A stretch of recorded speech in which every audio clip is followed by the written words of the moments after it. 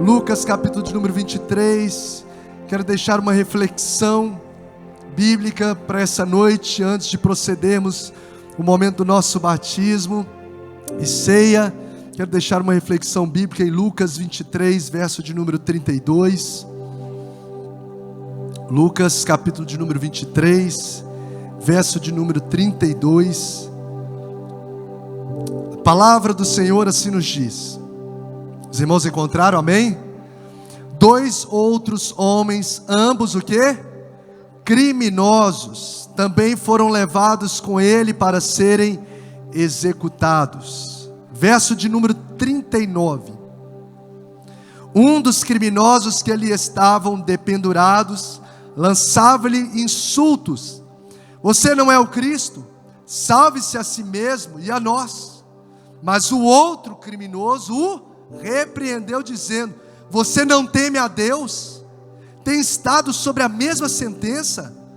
Nós estamos sendo punidos com justiça, porque estamos recebendo o que os nossos atos merecem, mas este homem não cometeu nenhum mal. Então ele disse: Jesus, lembra-te de mim quando entrares no teu reino. E Jesus lhe respondeu, vamos ler juntos: eu lhes garanto, hoje você estará comigo no paraíso. Eu lhe garanto, hoje você estará comigo no paraíso. Jesus, obrigado.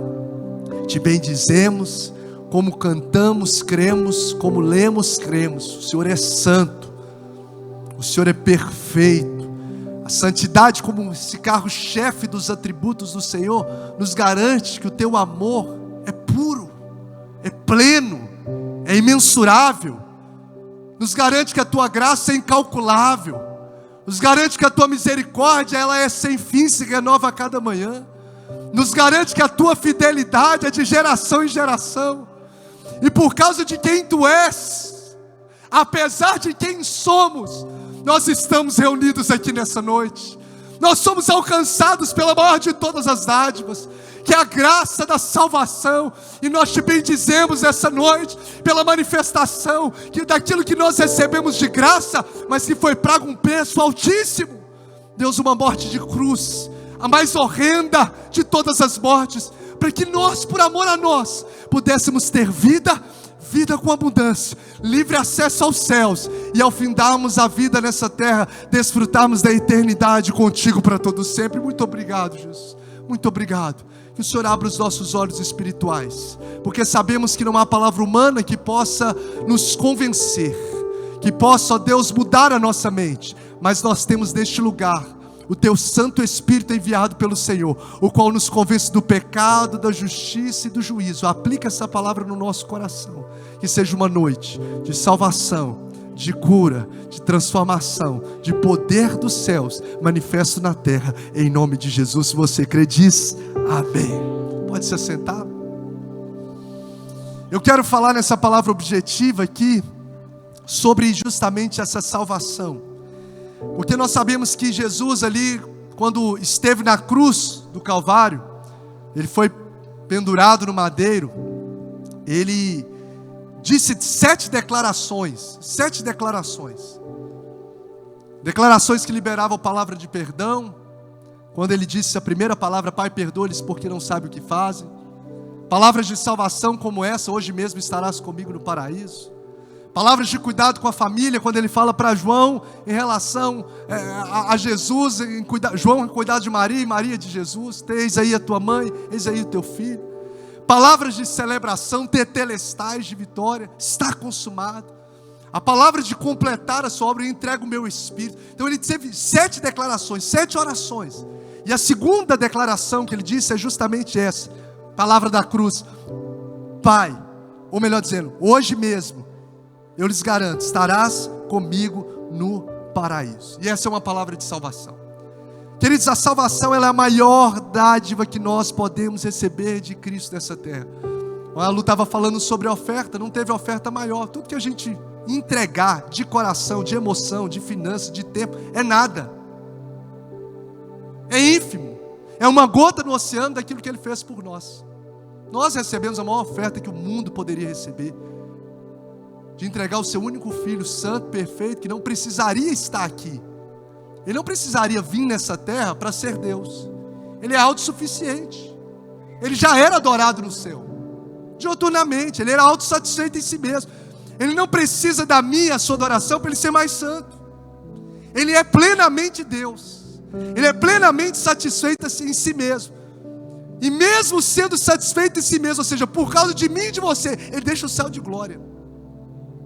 Se veste de carne, se faz carne, habita entre nós, suporta as dores horrendas da cruz, em que nenhum de nós temos a noção do sofrimento. Lembro que na vez que eu fui a Israel, quando chegou aquele momento de peregrinação, nas ruas ali, na caminhada de Jesus, logo após o Getsemane, nós fizemos aquele trajeto ali, o provável trajeto dele. Entramos numa parte que era mais profunda, de uma parte de Jerusalém mais profunda, e ali as pedras eram duras.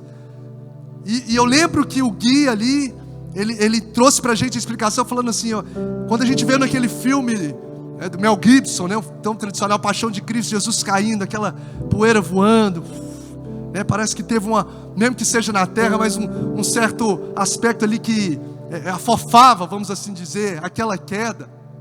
Ele falou, não, ele caiu nessa pedra mesmo dura. E ele chegou a mencionar assim, o que vocês viram, o que nós vimos naquele filme, que a gente já fica assim, não é possível. Quando eu vi aquele filme, não é possível um homem suportar, Jesus suportar o que suportou. E ele fala, aquilo ainda é pequeno, não está na dimensão profunda de dor que ele enfrentou. Porque a cruz era a mais horrenda, dolorosa, vexatória, vergonhosa, de todas as mortes que você pensa, na morte mais absurda que um homem podia encarar. E Jesus encarou a morte, e morte de cruz, mesmo nós sendo pecadores, mesmo lá Deus Santo olhando para aqueles que Ele formou no ventre, porque nós somos tecidos, segundo o Salmo 139, no ventre da nossa mãe, cuspindo na sua face, e Ele liberando amor, eles insultando Ele, e Ele dizendo, Pai, perdoa-lhes, porque não sabe o que fazem. É um amor imensurável, um amor incalculável, é um amor que nos constrange de fato, como o apóstolo Paulo diz. Por isso a salvação é a maior dádiva, a maior oferta que o mundo já recebeu.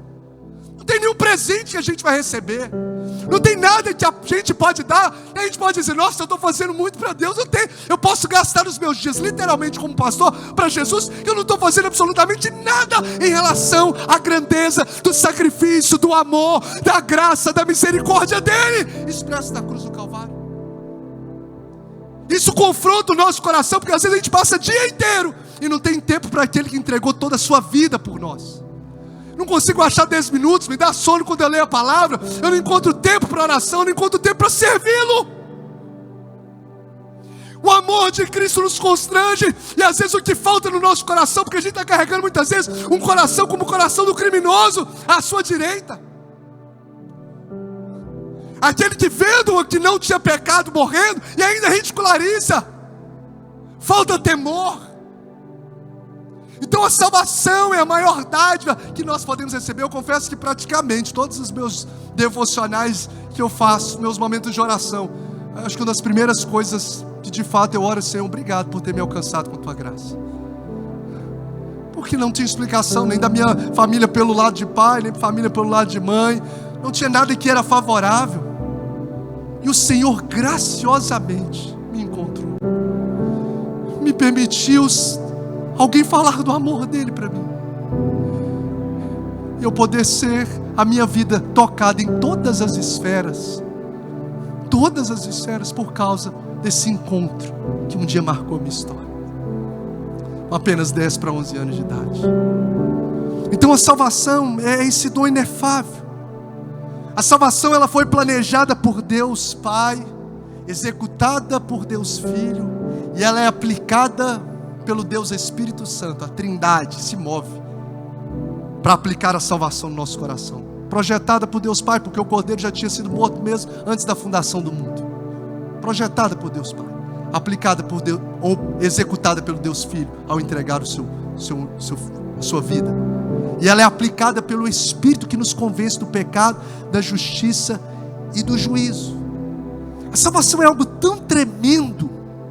O encontro com Cristo, não com a religião, que a gente sempre diz isso, mas o encontro com Cristo é tão tremendo, que Ele tem poder de atingir o nosso passado.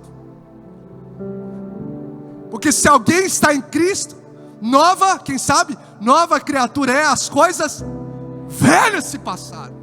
Ele lança os nossos pecados no mar do esquecimento. Ele faz nova todas as coisas. Ele sepulta o velho homem, como vai ser declarado visivelmente através do batismo, e nos levanta como uma nova criatura em Cristo Jesus. Então a salvação é algo tão sobrenatural, esse encontro genuíno com Cristo. Ele tem poder de tocar no nosso passado. Ele liberta do nosso passado.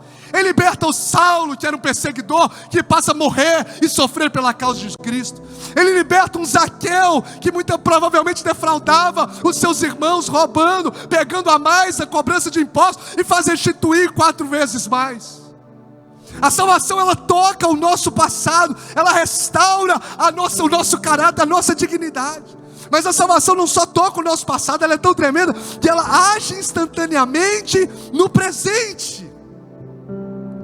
Hoje mesmo, oh glória, estarás comigo no paraíso. Um Saulo é instantâneo, ele tem um encontro com Cristo, meu irmão. Ele levanta um homem transformado.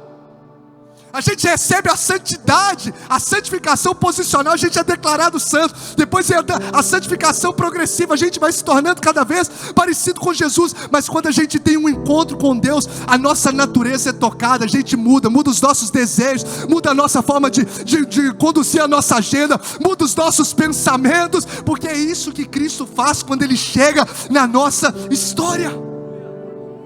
Ele toca o passado, Ele age instantaneamente no presente, Ele atua no nosso futuro, porque quem tem Cristo desfruta de uma vida, e vida com abundância na terra, e Ele é o caminho, Ele é a verdade, Ele é a vida, e ninguém vai ao Pai se não for por Ele, e nos concede a salvação eterna, um futuro glorioso.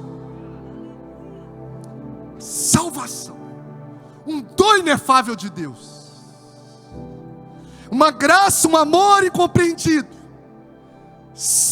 É tão tremenda a salvação que ela nos liberta do império das trevas, caminhando para a perdição. Jesus nos tira desse caminho e nos transporta para o reino do Filho do seu amor. Ele nos arranca do inferno, gente. E o inferno é uma realidade inalterável, porque a eternidade é uma realidade inalterável.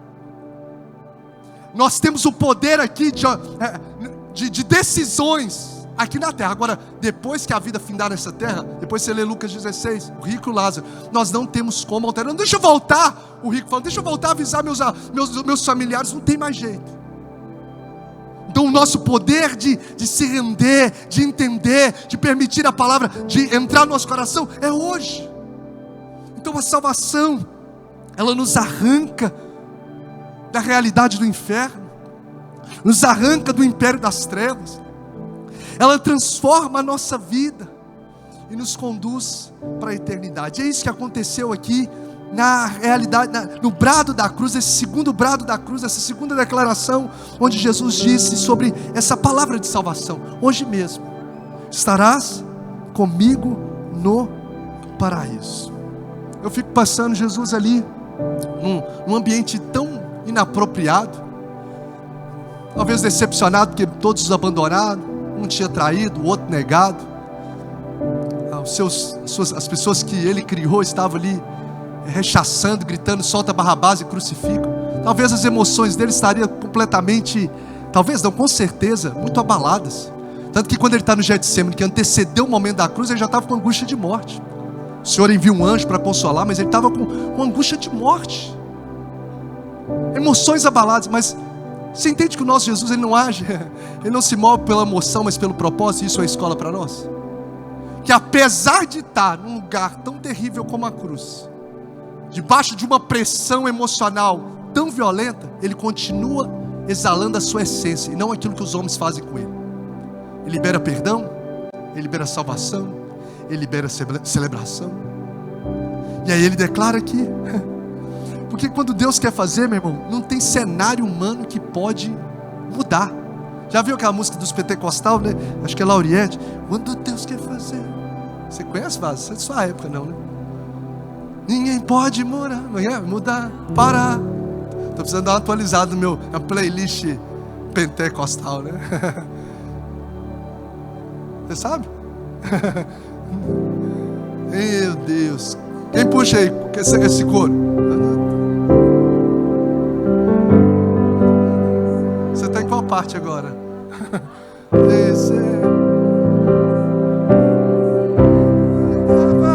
Mais um pouco mais. É com o homem. Olha o que ele faz. O seu braço é capaz. Tem pentecostal com a gente? Quando Deus quer fazer, que ficou bom agora, então vamos lá.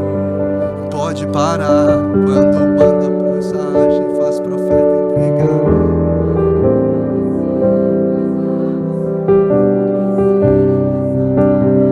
Fé.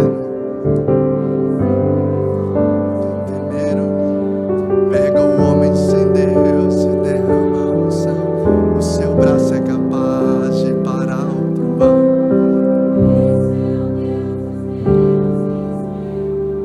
Você pode celebrar Jesus pela grandeza dele? Aleluia! Glória a Deus! Eu quero declarar isso sobre a sua vida e sobre a sua casa. O que Deus quer fazer não tem cenário terrível que vai parar. O que Deus, eu quero liberar sobre os batizandos, quero liberar sobre vidas aqui. O que Deus começou na sua vida e Deus começou na sua casa, ninguém vai parar, ninguém vai impedir. Não tem a cruz, não tem a resistência dos homens, não tem o levantar do inferno que vai parar as promessas, as palavras proféticas liberadas, promessas de Deus sobre a sua vida, sobre a sua casa, no nome de Jesus. Não tem nada que para. Ele libera nesse cenário horrendo essa palavra de salvação. Homem, se a gente olhava e falava, esse homem não tem como ser salvo, porque Lucas 23, 32 diz que eles eram malfeitores. Mateus 27, 44 diz que eles eram ladrões. Eram homens tratados como homens perversos, malfeitores, resistidos pela sociedade, pelos os bailes que eles faziam às pessoas. E aí a história nos diz que ambos, se você ler Marcos 15, 32, ambos estavam ridicularizando Jesus. Preste atenção, nós vamos aplicar e vamos finalizar. Ambos estavam aqui ridicularizando Jesus. Marcos 15, 32 diz assim: os que foram crucificados com ele o insultavam. Ambos estavam do lado dele, tanto um ladrão à direita quanto da esquerda. Estavam ridicularizando, estavam destratando Jesus, estavam lançando impropérios contra Jesus no texto, até que um deles, preste atenção nisso, Lucas 23, 40, um deles muda de opinião, muda de mentalidade. Um deles, eu tenho certeza que o Espírito de Deus aplicou a palavra no coração. E talvez você está aqui nessa noite e você tem uma mentalidade, talvez religiosa, uma mentalidade distorcida daquilo que Jesus quer fazer, do que Deus está gerando, ou sobre qualquer coisa do reino de Deus. Mas eu quero declarar nessa noite, o Espírito de Deus te trouxe aqui, e no momento que você nem programou, Ele está movendo na sua mente, Ele está movendo no seu coração, porque Ele tem algo glorioso que você nunca imaginou, preparado para a sua vida. Esse homem nunca imaginou que ele iria receber. E aí ele sai da posição de ridicularizar e começa então a ter uma postura de consciência. Ele traz uma postura de consciência dizendo, falando para um dos criminosos: você não teme a Deus? Nem estando sobre a mesma sentença, nós estamos aqui sendo punidos com justiça, porque estamos recebendo o que os nossos atos merecem. Mas este homem não cometeu nenhum mal. Então esse homem cai em si como um filho pródigo. Por isso que você não pode perder a expectativa de salvação sobre a sua casa. Porque uma hora que a gente menos imagina, o Senhor nos faz cair em si. Às vezes a gente vem num ambiente como esse, hoje pode ser mais um domingo. Mas hoje o Senhor pode nos fazer o quê? Cair em si. E mudar o nosso pensamento, mudar o nosso coração, mudar a nossa postura. E ali você vai ver então que esse homem, debaixo dessa palavra, dessa obra do Espírito Santo, ele então declara essa palavra que atrai sobre ele salvação, diz: Jesus, lembra-te de mim quando entrares no teu reino. E Jesus disse: eu lhe garanto, hoje mesmo estarás comigo no paraíso. Para a gente finalizar, quais são as atitudes diante da cruz que tem o poder de mudar a vida de um homem? Quais são as atitudes diante da cruz? Estamos diante do cenário da cruz, do cenário da morte de Jesus, como hoje, de relembrar a ceia através da ceia do Senhor, que muda. Primeiro, a gente vê um homem que teme a Deus. É algo que eu oro pela minha vida, eu oro pela igreja sobre isso, eu oro para a igreja sobre isso. Senhor, gera em nós um temor ao Senhor, um temor mais do que de ter medo, um temor de fato, de estar zelando o nosso coração, de respeito da grandeza, da santidade dele. Porque se a gente teme, a Bíblia diz que o temor ao Senhor é o que, gente? O princípio da sabedoria. Se eu tenho temor no meu coração, isso vai blindar os meus pés, a minha vida, de cometer coisas que desagradam ao Senhor. Uma pessoa que teme a Deus, ela não precisa da esposa ficar olhando ali o celular para ver. Não, ele sabe que ele teme ao Senhor. Ele não vai pecar, porque ele teme ao Senhor, em primeiro lugar. Ele teme ao Senhor. Eu vou fazer alguma negociação, não tem ninguém por perto, mas o Senhor está vendo. É como José, não tinha ninguém no palácio, era só José, a mulher. Não tinha câmera igual hoje, não tinha internet, não tinha ninguém lá com o Instagram, assim, igual os meninos da mídia aparecem de vez em quando assim, ó, você está chorando? Foi o que é isso, gente? Não tinha. Mas José tinha o quê? Temor no coração. O texto nos diz aqui no verso 40, justamente isso. Mas um dos criminosos repreendeu: você não teme a Deus? Porque ele já estava vivendo uma dor cruel, porque a morte de cruz, como eu disse no início, é uma dor, é uma cruel morte, vergonhosa, humilhante. Mas você acredita que haveria algo pior do que a crucificação? O que poderia acontecer com eles pior do que a crucificação? Morrer sem Cristo. Pior do que a dor da crucificação é a dor de você morrer, partir dessa terra sem Cristo. Porque a dor da crucificação eu não consigo mensurar, de tamanha que é e que deve ser, mas ela vai findar. A pessoa talvez vai desmaiar, vai morrer ali. O estágio de dor tão alto que perde a consciência e depois a vida finda, como aconteceu com Jesus. Mas a dor maior, que é infidável, é uma dor de morrer sem Cristo. É morrer sem a gente ter entregue a nossa vida a Cristo. E ninguém sabe do dia de amanhã, gente. Não importa, criança, adolescente, jovem, homem, mulher, a qualquer hora o Senhor pode nos chamar. E a pergunta para mim e para você hoje é: como está a nossa vida com Cristo? Você pode ter dúvidas em vários aspectos da sua vida. Eu não sei com quem que eu vou casar, com que faculdade eu vou fazer. Mas no que tange a vida eterna, a gente precisa ter uma convicção inabalável.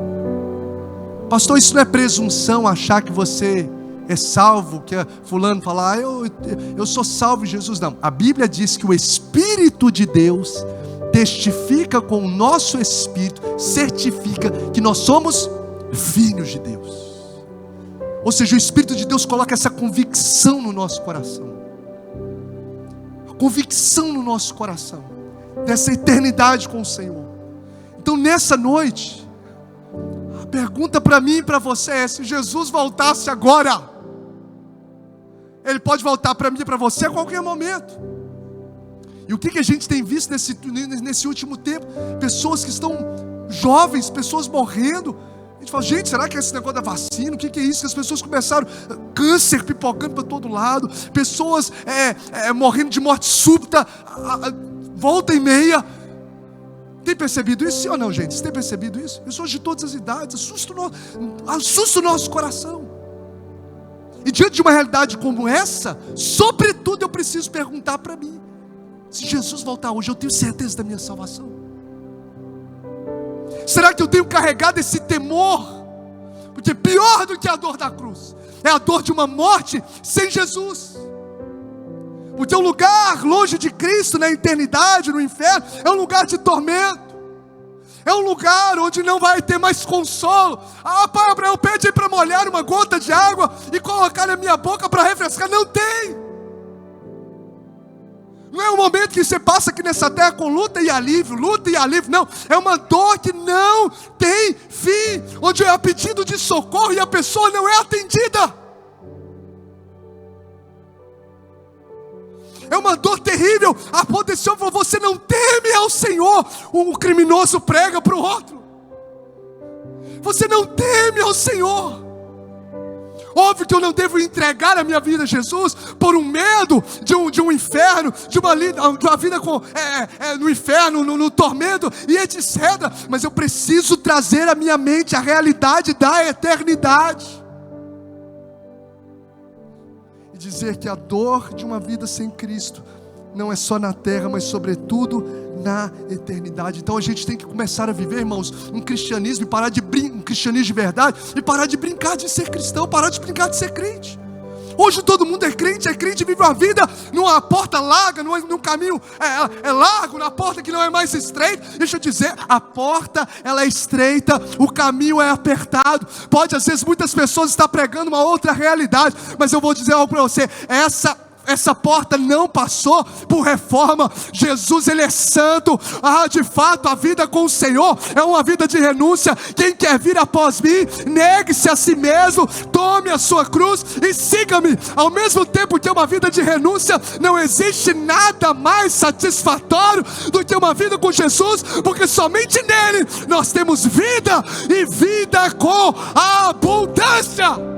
Somente em Jesus nós temos uma alegria indizível. Somente em Jesus a plenitude, como diz o salmista, na minha presença a plenitude de alegria. Meu irmão, é uma satisfação, como nós ouvimos o testemunho, uma satisfação que a nossa alma não consegue mensurar, quando de fato Jesus entra no meu e no seu coração. Levante a sua mão, eu quero declarar em nome de Jesus que essa alegria da presença, essa moradia do Senhor na sua história, até a eternidade, até que Ele venha, será selada sobre a sua vida. Eu declaro ainda mais, será selado sobre a sua casa. Creia no Senhor Jesus e será salvo tu e a tua casa. Você pode celebrar o Senhor. Eu creio.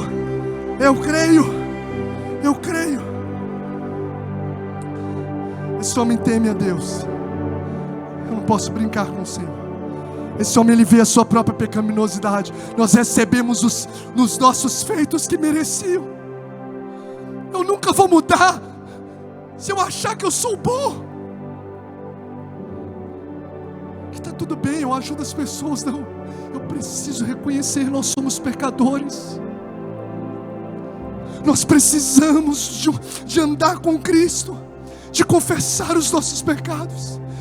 E se confessarmos os nossos pecados, Ele é fiel e justo para nos perdoar os pecados e nos purificar de toda injustiça. Então esse homem teme a Deus, esse homem reconhece o quanto que ele precisa de Deus, esse homem vê a santidade de Jesus, a grandeza, ele confessa ao Senhor como Senhor, ele diz: Senhor, lembra-te de mim. O que é Senhor? É aquele que tem um governo sobre a nossa história. Lembra-te de mim. Porque muita gente às vezes recebe como, vamos dizer, Salvador, mas não quer submetê-lo como Senhor. Senhor, lembra-te de mim quando entrares no teu reino. Ou seja, ele acreditava nessa eternidade com o Senhor Jesus. Como está a sua caminhada com Deus? Hoje que nós vamos ver agora, os próximos minutos, é justamente pessoas que o Espírito de Deus tem trabalhado no coração e que vão declarar diante dos homens.